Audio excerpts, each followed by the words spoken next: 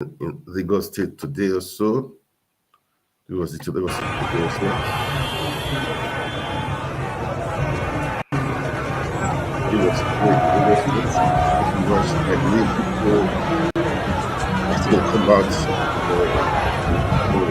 or trust that of course not just because Nigeria has been faith. Those that don't be have taken the politics, the election, one Kano State, Enugu State. It's so glaring, man, but that is it. They believe the system is not for everybody. The system favors few people. But right now, we just pray for MOHBAD to have justice. Okay, I saw the video. It was. I mean, I saw the video. Even fast. Okay, I saw fast. It was since this is fast here. Let me play the video here also. When I say justice, you say money. Justice! Justice! My name is Faz back there. Thank you so much. That was fast. Thank you, Faz. That was fast. This is Lagos today also. People are coming out, to sympathize, and I don't really know what happened. Seriously, people are saying many things. They said the guy didn't die before he was buried. I don't really know. But police, how far with they right now? What have they done? What are they doing? Okay, what are they doing? Even if they want to keep quiet, they cannot keep quiet. But right now, the thing is everywhere. Okay, the thing is everywhere. This has gone far. This has gone beyond the shores of Nigeria. Okay, that is the truth.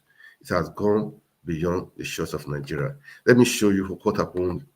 What is happening right now in New York? Okay, let me show it to you right now. Right now in New York. Let me show it to you. This is Times Square, New York. That means everybody is pushing. This is New York, Times Square.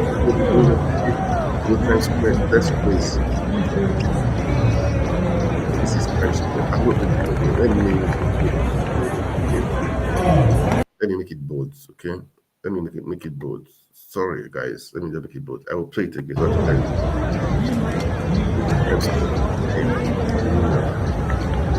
It shows that just like that. We should not keep quiet because Nigeria they agree when we shout for 1 week. Keep quiet. So we should not keep quiet. We should keep on shouting justice for MOHBAD. Justice for MOHBAD. All my posting have been posted for the 2-3 days ago. Justice for MOHBAD. Justice for MOHBAD. I don't know. Seriously, I don't think I have heard of him before, really. I'm not really into it. Okay, but what I heard, how I was bullied, some video I saw, is painful. It's just so painful. One justice, anyhow it is. That's why I said, keep on, don't be quiet. But one painful thing happened this evening. It's so painful. So painful. People are protesting peacefully. Nigeria police, I don't know what is in them. During the NSAS, people protested NSAS. Many things happened. This one now. Who sent them? I don't know. You cannot go against the wish of the people or the will of the people, the voice of the people. Nigeria is a quiet place, so seriously, it's not. Nigeria is very quiet. People in Nigeria, they know how to bear, to resist, to manage, to suffer. They are suffering, man. Come on, that is not good. You suffer that stress. No light, no good road, no good school, no hospitals, nothing. You are still managing. Why? Come on, guys. This is annoying. This is appealing. Oh God. It's really annoying, man. It's so annoying. I don't know what to say. It's so annoying. But anyway, people keep out for protest. Police on their own again. With their usual stupid manner. Using tear gas on this one. I'm playing this one. I played all those other ones to play this one now. Using tear gas on people. There was a video I saw. The guy was injured. Oh God. I'm on a tear gas, they shoot like guys. See, this thing is becoming. See, as people they run good. This is painful. Yeah, person. This guy came back to the people for peaceful candle light. Like guys, see, this thing is becoming. I'm on a tear gas, they shoot like guys. See, this thing is becoming. See, as people they run good. See. This is painful. Yeah, person. Police doing shooting tear gas. Guy, fuck. Man, Nigeria, God, what I don't know what to say. This is annoying. It's just annoying. It's painful. It's painful. What God? Well, go help Nigeria, man. Go help Nigeria. Anyway, justice for Mohbad. Justice for Mohbad. I don't know Naramali. I don't know Larry, what is it? Larry, somebody. I don't know what they are into, what kind of secret code they belong to, what the kind of power they think they believe they have. I don't know if Fashola, I mean, the president, the governor of the Lagos State, be the, what do you call it, Tinubu is their man, or they belong to the same party. That is why they're doing like this. I don't know, okay? I don't know. But what we are saying, justice must be served. Justice must be served. It must be served. It must be served. Enough is enough. Enough is enough. We can do it. Who will do it is you and I, okay? Nobody else will do it for you. Don't think the Europeans will do it for you. We have to take our country back, you know. We have to take it back. We have to take it back. We have to take it back. Anyway, guys, today, I remember I talked about, I started with the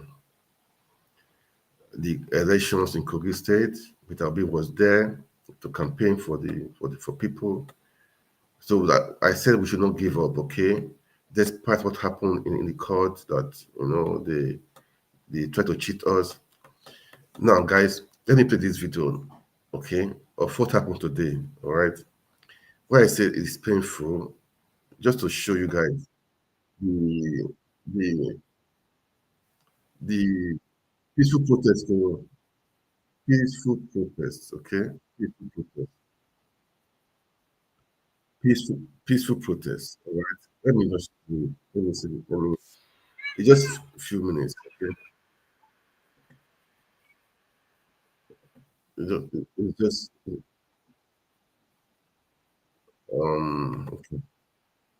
Well, I see it. Okay. Let me play it now. Look at what they did. They shoot someone. Jesus. Look at what they did. They shoot someone. Jesus. Too bad. Look at what they did. They shoot someone. Jesus. Too bad. Peaceful protest. Look at what they did. They shoot someone. Jesus. He alive. Look at what they did. They shoot someone. Jesus. Thank God for that he's alive. Okay. So anyway, police. People are protesting peacefully. Please don't go after triggers. Don't go and be shooting. Don't kill innocent people. Please, please. And the protest, let it be peaceful. We don't want killings. We don't want we don't want what happened in Togate, okay? We don't want the repeat of that. We don't want it. We don't need it. Peaceful protest, okay? It's just solidarity. It's just for that people are saying justice for Mohbad, okay? Maybe I will find a time to find more information and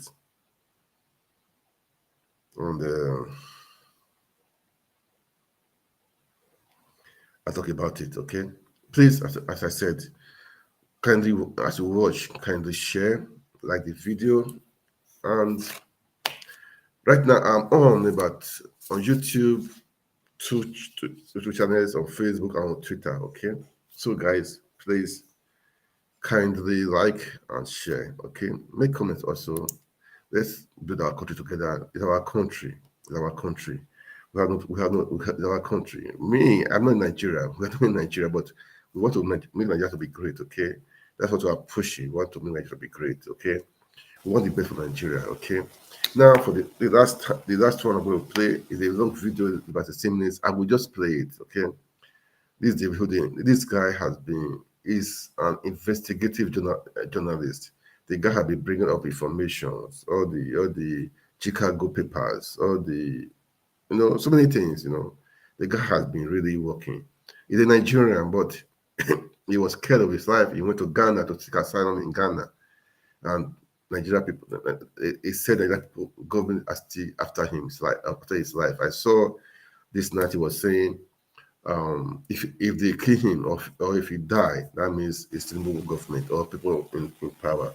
They said they are really after him. They are threatening. They are trying to pressurize the Ghanaian government to repatriate him back to Nigeria to cancel his asylum. But he said the Ghanaian government officials, they've been good to him. They've been good to him. So all Ghanaians, please protect this guy. The president and those in charge of refugees there, protect this guy. He's been doing wonderful work. He's not a scammer. He has not scammed. He's not a drug peddler. He's not a rapist. He's not a drug dealer. So he's just out to make Nigeria to be great. He's doing his part to make sure Nigeria is good. That's what he's doing. That's what he's doing. He's pushing it. He's pushing it, to make sure he brings out information of people, good information, correct information. If you don't, if you say the information is wrong, come out and prove yourself. Prove yourself. That's what I'm saying. That's what you're saying. Anyway, the video is about 16 minutes long. Today I was thinking I would stay long with today's, but all the same, I have to do this, man. It's been a while. I'll be online. Anyway, let me play this video, guys. Just watch it, and I would say, let me play the video. Let me just play the video. I think let him talk. All right. It's a bit long, okay? It's a bit long. All right, guys, watch this video, okay? And as you watch it, please kindly share. Like, this guy has been a great guy. I'm playing this video so that people will hear it. As we share, Ghanaians will hear it. Some people will hear it. Tomorrow, next tomorrow. That's why videos like this are good. Before you know it, the guy the pressure, if they wanted to do something like that, they will stop it. They will not. Because they don't need for them to. He said if they break to Nigeria, he knows that the DSS, SSS, all of them, they are waiting for him. They are waiting for him. So, guys, let's play this video and let's just watch, okay? You have to play, man. Don't cry. All right, okay. My name is David Hundeyin. I'm an investigative journalist from Nigeria, and I'm constrained to send out this public appeal to the Ghanaian government, to Ghanaian President Nana Akufo-Addo, the Ghanaian Minister of the Interior, Honorable Ambrose Derry, and to the Chair of the Ghana Refugee Board, Prof. Kenneth Atafua. I fled Nigeria in 2020, and I applied for asylum in Ghana in early 2021. In May 2022, I was granted refugee status in Ghana. Consequently, I was also issued a Ghanaian refugee travel document, a refugee passport, which I have subsequently used extensively to travel across Africa and around the world. Now, last month, when there was the ongoing back and forth between those who wanted to go to war within the ECOWAS bloc, those who wanted to go to war with the coup regime in Niger, and those who didn't, something happened. The Nigerian president, Bola Ahmed Tinubu, made a move to deploy Nigerian special forces illegally into Nigerian territory to enforce a no-fly zone, which is a euphemism for essentially staging a military attack, an unprovoked military attack against an independent sovereign nation and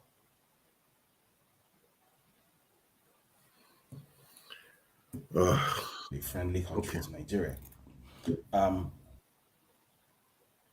As was expected, most people in the Nigerian government, in the Nigerian military, and in the citizenry at large weren't at all on board with this. But Mr. Tinubu was clearly desperate to start this war with Niger, a war that nobody wanted. Subsequently, a secret document was leaked to me, a document which contained basically attack instructions and basically staging plans for this illegal invasion of Niger. And I knew that by putting this document out, I could potentially stop a catastrophic invasion, which would lead to an immense and unnecessary loss of West African life. So that's exactly what I did. Early August, I put out this document. And it had the desired effect. It did, in fact, stop the invasion. Subsequently, Mr. Tinubu then tried to seek permission from Nigeria's Senate to deploy the Nigerian military into Niger. The Senate knocked this back. And to all intents and purposes, the invasion essentially became a stillbirth, right? It didn't happen. Which, from the point of view of, I think, any right-thinking person in the ECOWAS sub-region, was definitely a good outcome, right? What definitely under no circumstances should have happened should have been a military invasion of Niger by Nigeria, leading to an outcome that no one would have been better off. Well, I could spend an hour explaining the many different ways that this would have been a terrible idea, but I'm sure most people know this just as well as I do. It would have been something that would have been catastrophic and would have benefited nobody except probably Mr. Tinubu himself. Now, after I leaked this document, I was made aware from several sources that the Nigerian military establishment and the Nigerian intelligence establishment became essentially particularly enraged with me. So I've been a person of interest for a long time, but with that, I became designated as something of an enemy of state. And as my, as fortune or luck, bad luck would have it, just a month before this happened, the fact that I do travel with a Ghanaian passport, that I have a Ghanaian passport and I travel with it, had become exposed to the public through no fault of my own, following a very unfortunate event in Zimbabwe, after which the permanent secretary at the Zimbabwean Ministry of Information, probably thinking that he was scoring a point against some sort of foreign journalists, following their issues with foreign journalists, decided to tweet to a global audience the fact that I did claim asylum in Ghana and that I travel with a Ghanaian travel document. As a result of this, the Nigerian establishment knew who to speak to if they wanted to get a hold of me. They were aware that I had claimed asylum in Ghana and that I used a Ghanaian travel document. So I was informed that a Nigerian intelligence agency, I'm not sure whether it was the National Intelligence Agency or the Defense Intelligence Agency, but one of these foreign intelligence institutions dispatched a jet to Accra to basically have me illegally rendered to Nigeria.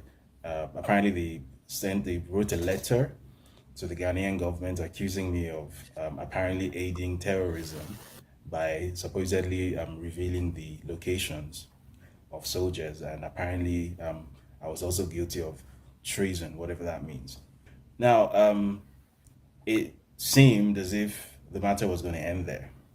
But more recently, I've come to find out that the Tinubu government is still trying very hard to enact some sort of illegal rendition. So the latest tactic apparently is to lean on the Ghanaian government and accuse me of having apparently sabotaged an ECOWAS mission, and in so doing, basically compromised the bloc security of the ECOWAS region. In which case, Ghana, being itself an ECOWAS member, is then obligated to cancel my asylum, to revoke my refugee status, and to revoke my Ghanaian passport.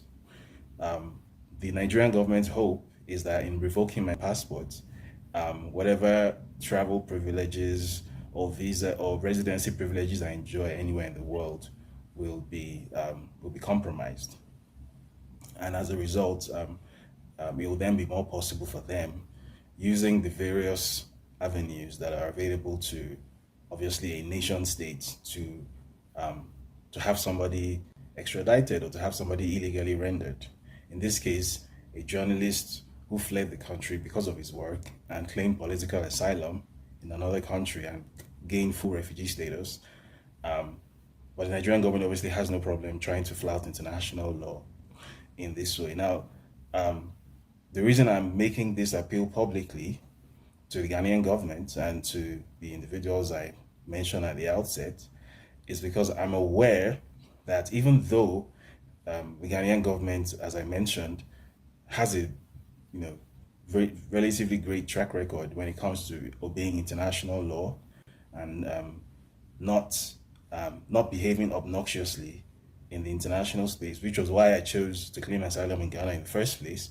I'm also aware that there's a limit to which Ghana might be able to resist the cajoling or the bullying of Nigeria, which obviously exerts a lot of influence over the Ghanaian government. So I thought it would be prudent to put this out there. I know that the Nigerian government is trying to do all of this in secret, which is why I was only able to obtain this information, through a fashion, right? This isn't information that is out there, but I'm putting it out there on purpose, hoping that it makes some kind of a difference, because at the end of the day, I do believe that just the same way as Ghana had every opportunity to give me up in the first place. When I claimed asylum in Ghana, there was every opportunity to use me as a diplomatic bargaining chip with Nigeria if it wanted to. But I know that Ghana is not that kind of country.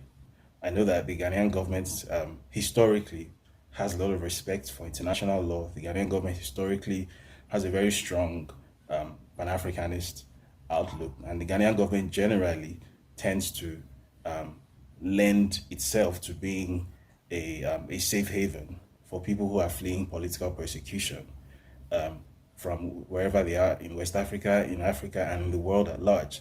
There's a very good reason why even during my time in the safe house in Accra, there were quite a number of journalists and whistleblowers who were in similar situations, who were also spending time in Accra. They weren't even just from West Africa or even from Africa. There were people from Europe there as well. That's the kind of stellar reputation that Ghana has when it comes to being a safe haven and an oasis of stability in what is generally still a very unstable area.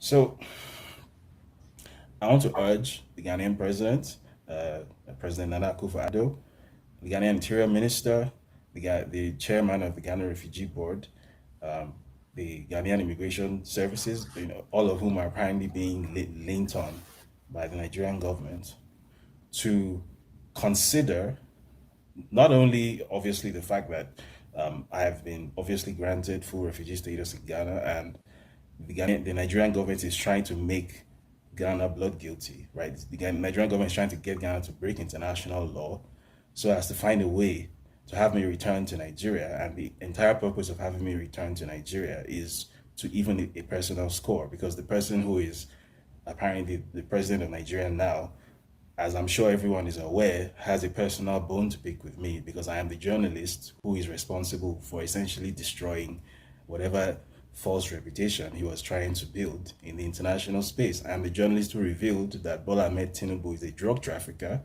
and is a certificate forger. both of which are about to have a significant impact on his continued stay in office. This is an attempt to settle a grudge, using a sovereign country, which is Ghana, as a sort of blunt force tool to get at one individual. This is the exact kind of behavior that the Nigerian state was renowned for during the 80s and the 90s under the military era. And at that time, some of these very people who are in power now, including the supposed president in power right now, did actually find some sort of refuge, safe refuge and haven in Ghana. Right? And I'm sure the Ghanaian intelligence agencies, the Ghanaian security services, the Ghanaian immigration services obviously have records of all of these. Ghana has a long and storied relationship with Nigeria in so many ways.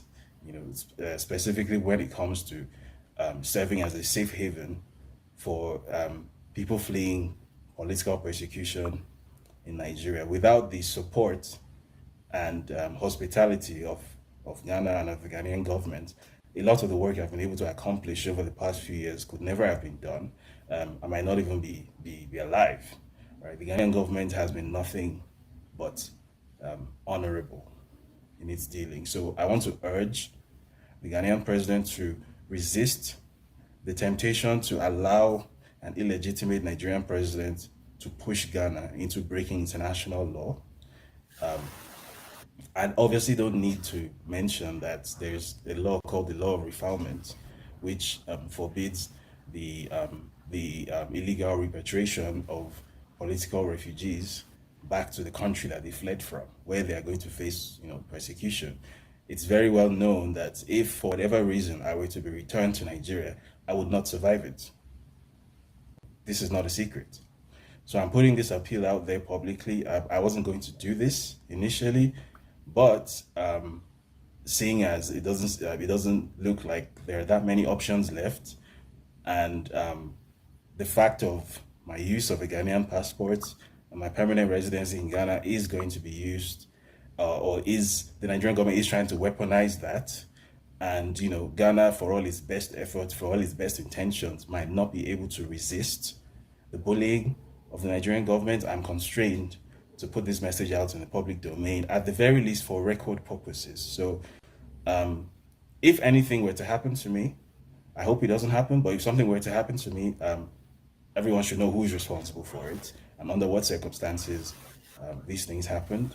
The Ghanaian government, as I said, has been nothing but good to me. The Ghanaian government has behaved excellently, historically and presently.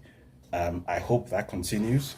I hope it's able to resist the tactics of the Nigerian intelligence agencies, the NIA, the DIA, the DSS, which are parts of the erstwhile, the infamous NSO security organization, which used to carry out this exact sort of illegal international activity back in the 80s, because apparently that's the era that we've gone back to now. But in the event that the Ghanaian government isn't able to hold Nigeria off, and my Ghanaian passport is revoked, my Ghanaian permanent residency is revoked, I'm also appealing to international institutions that may be watching this to lean on whoever can be leaned on to see that this reaches some sort of resolution. And in the event that there is no resolution and I end up becoming a journalist who ends up dead because I did my job, well, I want everyone to know who was responsible. So that's why I'm putting out this appeal. I hope the Ghanaian government does the right thing. I have faith in them. They've always done the right thing more often than not. There are so many more people like myself who have found a safe refuge and a home in Ghana. I think it would be a very sad thing if that reputation that this country has built for itself should be damaged because of an illegitimate president in Nigeria who is essentially trying to personalize the apparatus of state and use it to pursue his personal